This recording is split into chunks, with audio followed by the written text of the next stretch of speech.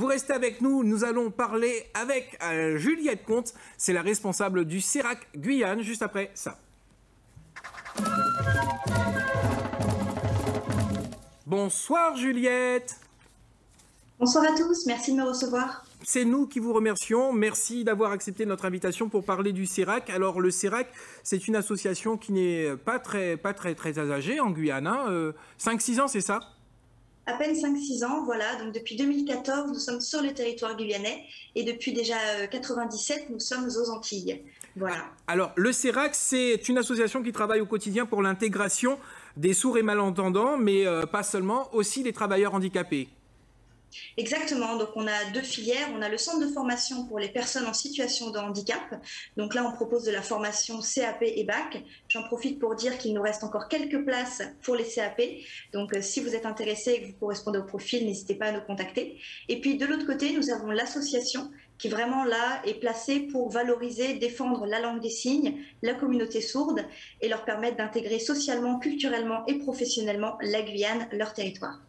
Alors, pourquoi ça a mis autant de temps pour que le CERAC développe son antenne en Guyane? Parce que 6 ans seulement, il n'y avait donc rien avant? Alors, il y a d'autres structures, bien sûr, sur le terrain guyanais. Pour ce qui est du CERAC, c'est vrai que c'était un énorme travail de déplacer tout le pôle social, le pôle principal sur la Guadeloupe, puisque c'est là où il se trouve.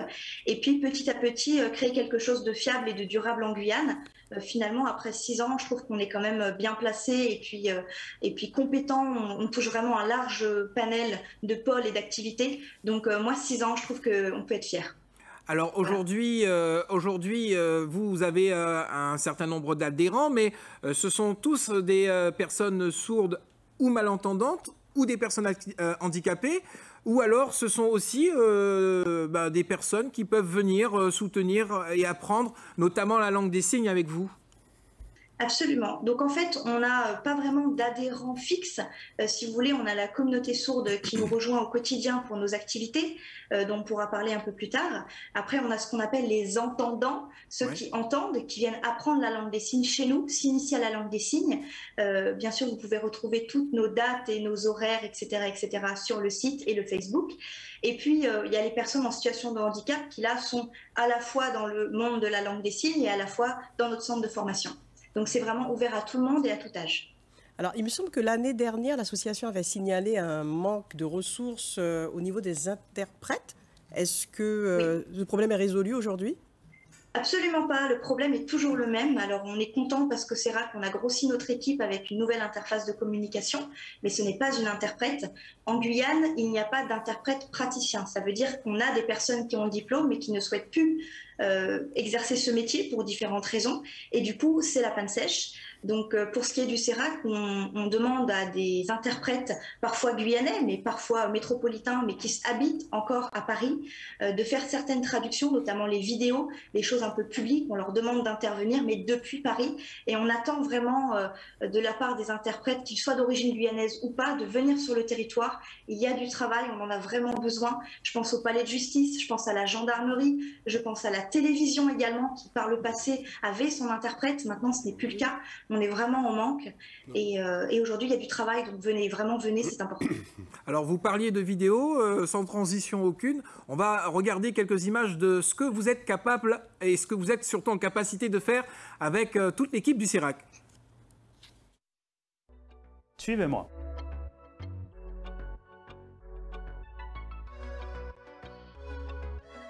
Bonjour. Bonjour. Ça va bien? Ça va? Oui. Oui. Et toi? Bien. Présente-toi. Ok. Mon signe, c'est Olivier. Bien.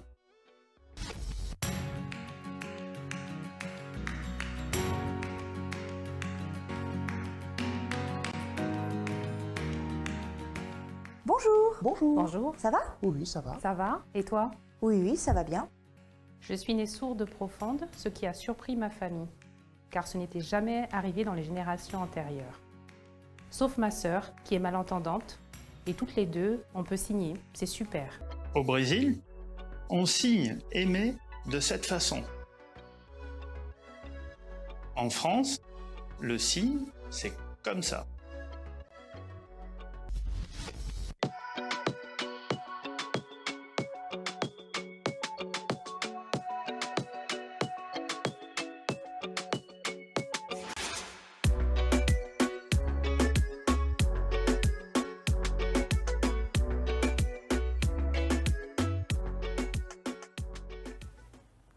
Ah, c'est génial ça, c'est vraiment super le travail qui a été réalisé à travers cette petite vidéo.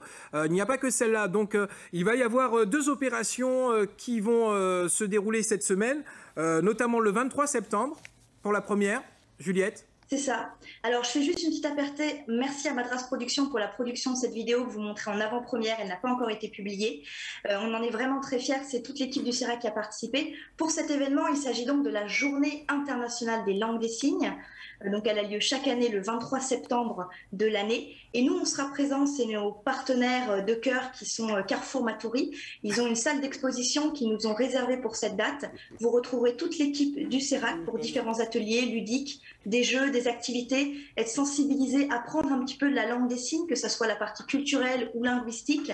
Venez nombreux nous rejoindre, c'est toute la journée. Et puis bien sûr, en avant-première, vous aurez également les contes Signe-moi un coquillage et Signe-moi un raccoon, qui seront signés en direct par l'équipe.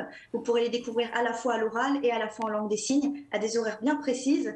Donc n'hésitez pas à regarder notre Facebook pour avoir le programme complet. Ça, c'est notre premier événement de la semaine. Et le deuxième événement, ce sera ce samedi, c'est la journée mondiale du plurilinguisme. Ça tombe bien, on est en Guyane.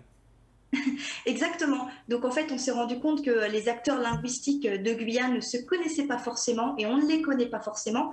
Alors je dis ça, bien sûr, on en connaît beaucoup, mais là l'idée c'était de regrouper certains de ces acteurs ici dans notre association pour nos portes ouvertes et les faire découvrir au public. Vous aurez Asia, par exemple, Asia Center qui va proposer un atelier de calligraphie en chinois. Vous aurez également Tommy Dongoudou qui sera présent pour présenter le Bushinang Tongo. Vous aurez Laurie Nelson qui sera présente sur un atelier de créole. On sera bien sûr là pour la langue des signes française, présenter un atelier ouvert à tout âge. Et puis j'en passe, nous avons également une association sur l'arabe qui sera présent. L'idée, c'est vraiment les langues de Guyane à un seul et même endroit pour le public, ouvert à tous toute la journée. Très bien, en tout cas, merci pour toutes ces informations, Juliette Comte. Juste avant de vous dire au revoir, on m'a appris à signer, en tout cas, Oui. mon signe, c'est ça. Alors, bonjour. Oui. Ça veut dire? Comme ça? Ouais. Fabuleux. Eh ben, je crois que vous êtes quelqu'un qui aime bien faire la fête, qui aime bien bouger. Donc voilà, vous êtes un peu tout le temps avec la bougeotte. Non, vous vous arrêtez jamais. Ben, c'est exactement ça. C'est tout moi. Et ben voilà, c'est l'idée. Eh bien, Merci. c'est bien votre signe, il vous représente. Merci, merci. Et vous aussi, vous faites partie de la grande team, la grande famille Macandie.